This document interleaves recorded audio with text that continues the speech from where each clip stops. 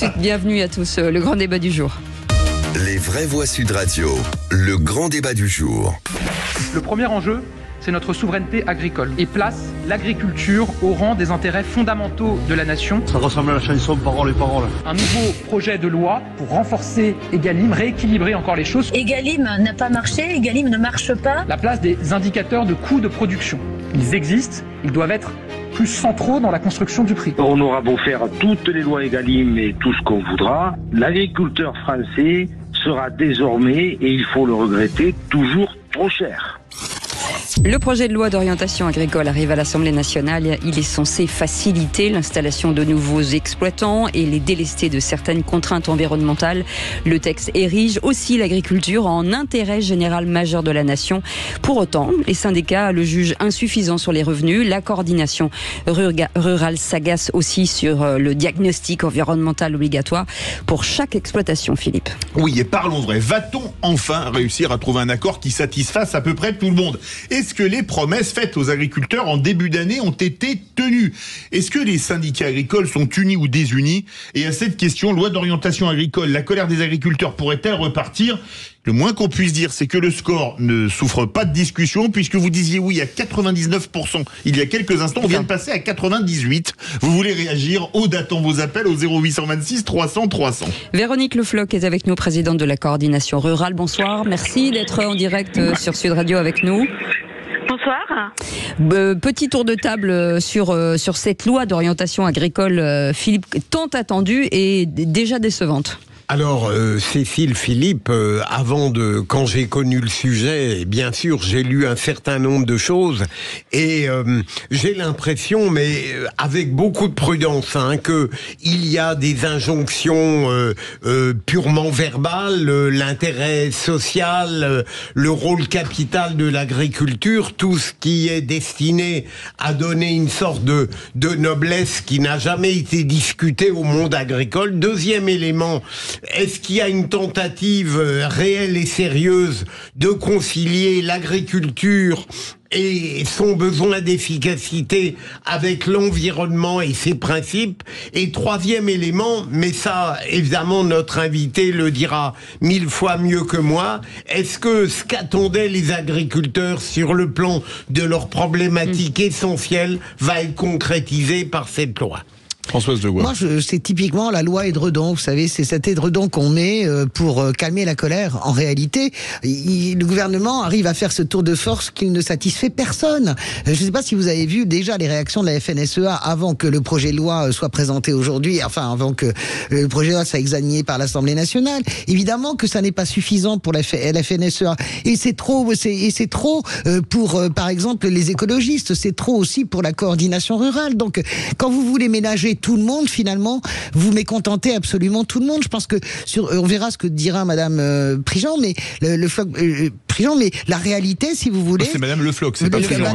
Rien à voir avec Le Floch Prigent. Pardonnez-moi, Madame Le Floch, excusez-moi, voyez. Vous l'avez mariée avec quelqu'un d'autre. Oui, je l'ai mariée avec Loïc, pauvre de vous. Elle a de l'énergie aussi. Non, je voulais juste dire que véritablement, le point central et crucial qui est le revenu digne n'est pas traité, parce que de toute façon, on sait très bien par quoi ça passe. Tordre le bras aux centrales d'achat, tordre le bras aux transformateurs, et pour le moment, eh bien, le gouvernement n'y est pas prêt, tout simplement. Moi, je dirais que c'est un peu à l'image de ce que fait le législateur depuis 30 ans. C'est-à-dire qu'il y a un vrai gros sujet puissant, et puis face à cela, des déclarations de l'exécutif qui sont plutôt intéressants, de dire oui, il y a un problème, on va le résoudre, et à l'arrivée, des mesures un peu ponctuelles, alors effectivement un peu édredon, et on a le sentiment qu'il y a un vrai sujet de société qui aurait peut-être mérité une loi cadre d'ailleurs, quelque chose qui permette de réfléchir sur quelle qualité d'agriculture, quelle quantité, quelle proximité, la place de l'écologie, des vrais sujets de fond. Et on a l'impression que c'est un peu comme le législateur depuis 30 ans, grosso modo, c'est un peu bâclé et ça ne répond pas à l'attente profonde des agriculteurs et donc des Français. En même temps, il fallait travailler vite pour avoir du résultat. Oui, mais c'est ça, il est là le problème. Ouais, vous êtes agriculteur, vous voulez témoigner, Aude attend vos appels au 0826 300 300. Véronique Le Floch, présidente de la coordination rurale, merci d'être avec nous. Quels sont, selon vous, aujourd'hui les points de blocage vraiment importants ? Eh bien, pour commencer, plusieurs lignes rouges, même si ce qui s'appelle les GFAI, donc groupements fonciers agricoles d'investisseurs ont été retirés. Donc ça, c'est un point contre lequel on s'inscrivait, mais en totale opposition. Ce qui veut dire quoi, qu'on comprenne bien, pour ceux qui ne sont pas aguerris aux acronymes. L'agriculture va tellement mal aujourd'hui que vous avez beaucoup d'agriculteurs qui ont par exemple leurs vaches qui sont en location, ils n'en sont même plus propriétaires, le matériel agricole est en location, les terres sont en location, et là on part dans l'hypothèse où les agriculteurs auront encore moins de revenus et donc ne pourront plus procéder à l'acquisition de leur foncier. C'est comme si le maçon ne pouvait même plus acheter sa truelle et son bac pour faire son ciment. Enfin, on est dans un système qui ne tourne plus rond. Donc ça, c'était un point. On espère que le gouvernement réintroduira pas cet élément. Ensuite, il y a cette volonté d'inscrire dans la loi la création d'un service d'accompagnement et de conseil des agriculteurs qui vont s'installer, qui vont transmettre. Mais ça n'existe pas aujourd'hui. Que font les chambres d'agriculture? Que font tous les conseillers qui tournent autour de nous? Enfin, est-ce qu'il y a besoin d'inscrire ce diagnostic? On n'est pas en train de vendre des maisons. Faire un diagnostic de nos exploitations, ce qu'ils ont appelé joliment diagnostic modulaire, évaluer nos exploitations par rapport à la résilience face au changement climatique, mais toutes les exploitations de France sont concernées. Donc ça veut dire quoi? Enlever la valeur de nos fermes? Ça veut dire faire peur à nos jeunes qui vont s'installer en leur disant tu n'arriveras pas, tu es dans une zone, mais alors on n'installe plus personne dans le sud de la France. Qu'est-ce qu'on fait? Véronique Le Floch, on va déjà faire réagir sur ce que vous dites, point Poirpin. Philippe Bilger, vous vouliez réagir Pour aller rapidement à l'essentiel, Véronique Le Floch, y a-t-il quelque chose dans le projet du gouvernement qui trouve grâce à vos yeux? Même quelque chose d'infime? Eh bien, écoutez, je pense que l'intérêt général majeur, même si ça a été dit, ça a été repris dans le discours de Gabriel Attal que vous avez repris, l'intérêt général majeur date de 1967 pour l'environnement.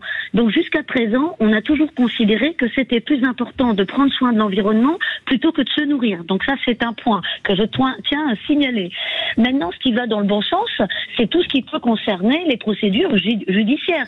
Sauf que là encore, on passe d'un régime d'exception, puisque nous autres, les recours par rapport à nos projets concernant des réserves d'eau ou concernant des bâtiments d'élevage, les possibilités de recours étaient de 4 mois. Et là, on revient à un délai de droit commun de 2 mois, ce qui est la norme pour tout autre projet. Donc pourquoi les politiques, jusqu'à présent, ont donné l'occasion à tous nos détracteurs, aux détracteurs des agriculteurs, de l'agriculture, de pouvoir se retourner contre nos projets pour nous empêcher de produire et de nourrir les Français? Françoise Legois. Oui, j'ai une question quand même qui est, à mon avis, la question essentielle, qu'on soit de la coordination rurale, de la FNSEA ou bien de la Conf paysanne. La réalité, c'est est-ce qu'il y a quelque chose dans ce projet de loi qui améliore un tant soit peu ce qui est le cœur de les conditions de vie et le revenu digne? Moi, mon sentiment, c'est qu'il n'y a rien là-dedans, Véronique Le Floch. Alors, tout à fait d'accord. S'il y avait un projet à reprendre, c'était le projet de loi d'orientation agricole qui date de 1960, dans lequel on reconnaît l'intérêt des agriculteurs, on reconnaît la nécessité de faire en sorte qu'ils aient au moins le même niveau de vie que n'importe quel salarié en France. Voilà. Mais voilà, comment voulez-vous attirer des jeunes et des moins jeunes dans un métier qui ne sera pas rentable, dans lequel vous n'allez faire que trimer, dans lequel vous n'aurez que des nouvelles contraintes chaque année, dans lequel les réglementations changent en permanence? Non, mais on peut pas. Oui, c'est vrai. Luc, pardon, Gras. Moi, ce qui me gêne encore dans ce texte, c'est que c'est toujours la même ritournelle. On a une approche extrêmement, finalement, comptable. Le diagnostic, quels seront les critères qui seront retenus dans les diagnostics quand on viendra sur les exploitations? Ce sera la rentabilité. Or, la rentabilité, c'est un raisonnement très court terme, en particulier pour l'agriculture. On comprend bien qu'il y a des enjeux importants. Ce pays, il est prêt à mettre combien sur la table pour aider une agriculture de proximité, de qualité, qui nourrisse bien ses enfants? Vous voyez, il y a des enjeux qui vont au-delà de la rentabilité financière. Ce texte-là n'aborde pas la taille des exploitations, absolument essentielle. On comprend bien que le discours de la FNSEA et des petits agriculteurs n'est pas du tout le même. Le discours de la FNSEA, c'est les fermes-usines. On est d'accord avec l'agriculture industrielle. Eh bien, l'agriculture, ce n'est pas les fermes usines. Je suis d'accord là-dessus. là-dessus. Moi, j'ai une question à vous poser, Véronique. Est-ce que vous pensez que la mobilisation va repartir? On a bien compris. Pour moi, c'est une loi édredon, et Cécile de Médibus le disait tout à l'heure, parce qu'il fallait aller vite. Et c'est vrai, il y avait une contrainte politique, il fallait éteindre le feu. Mais est-ce que le feu reprend? La vraie question, elle est là. Avant le 9 juin, élection européenne. C'est ça la question politique pour le gouvernement. Le feu n'a jamais été éteint. Quand on voit les agriculteurs de la coordination rurale assister de nos syndiqués qui continuent à bâcher les radars parce que justement, pas de sous pour nous, pas de sous pour vous. C'est ça le message. À un moment, nous, on veut bien travailler. On veut bien écouter Emmanuel Macron qui nous dit il faut produire plus pour aller à l'export. C'est le discours de la FNSEA. Produire plus pour l'export. La raison qu'il nous donne, que 40% de notre revenu serait fait grâce à l'export. Pas de problème. Même si les entreprises vont à 40% à l'export, elles ne font pas 40% de leurs bénéfices à l'export, et encore moins nous autres, leurs fournisseurs.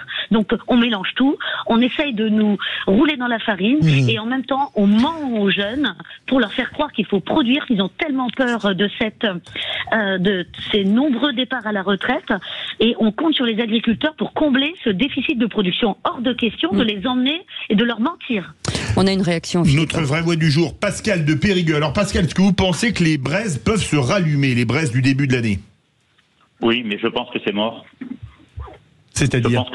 Je pense que c'est mort parce que de toute façon aujourd'hui l'Europe, c'est l'Europe qui fait les lois agricoles, c'est pas la France.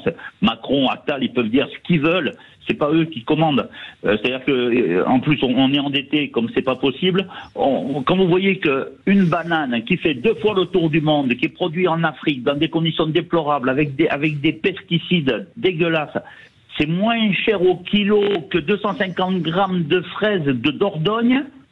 C'est inadmissible. Et on parle d'export. J'entendais Madame Le Floch qui parlait d'export. Mais l'export, à quel bilan carbone? Pourquoi pas produire pour nourrir la population qui est ici? Et aujourd'hui, on a affaire à une république de Pinocchio. Ils sont tous plus menteurs les uns que les autres. Et s'ils avaient le nez qui s'allonge à chaque fois qu'ils disent un mensonge, mais ça servirait de perchoir à toutes les hirondelles du pays, quoi. Merci de votre témoignage, Pascal. Bougez pas parce qu'on a peu de temps. Luc Dora. Je voulais surtout poser une question à Madame Le Floch. Si vous aviez une proposition symbolique pour sortir de cette approche comptable et donner de l'espérance aux agriculteurs. Alors, je dirais l'exception agriculturelle. On a eu cette expression en termes d'exception agricole à la française, qui a été reprise par Gabriel Attal. L'exception agriculturelle, c'est quoi? Si on fait un parallèle avec l'exception culturelle, c'est sortir l'agriculture de l'OMC, de l'Organisation mondiale du commerce. On revient à une situation d'avant 1994 où l'agriculture est une exception. On ne la met pas en concurrence. On stoppe tous ces accords de libre-échange qui impliquent de l'alimentaire avec un bilan carbone, comme l'a dit Pascal, catastrophique, qui met en concurrence les agriculteurs français jusqu'à les faire disparaître. On voudrait, au nom du bilan carbone, supprimer l'élevage. Et pour autant, ça ne dérange pas d'importer de la viande qui viendra de Nouvelle-Zélande ou d'Amérique du Sud. Pas tout ça, c'est l'exception agriculturelle. D'accord, mais et avec la PAC, vous faites comment? Elle est déjà, ils vont la réformer, la PAC. Il faut la faire en dentelle. On a 50 secondes, les amis. Alors, la PAC totalement réformée, pour nous, il nous faut des prix, pas des primes. Il faut justement tourner tous les radars sur les industriels pour qu'ils payent enfin les agriculteurs, parce que pendant plus de 30 ans, grâce à la PAC pour eux, ils n'ont pas eu à nous payer. Ils ont profité de toutes ces économies pour investir à l'international. Donc, allons chercher l'argent chez les industriels qui se développent et qui s'engraissent sur le dos des agriculteurs, mais au détriment de tous les consommateurs. Merci 1000 fois, Véronique Le Floch, d'avoir été avec nous, présidente de la coordination rurale. Un sujet que nous allons suivre, bien entendu, puisque c'est un sujet qui nous intéresse beaucoup à Sud Radio. Je vous rappelle que nous sommes la radio des territoires, quand même. Et si nous n'en parlons pas, je ne vois pas qui peut en parler. Merci en tout cas d'avoir été avec nous. Dans un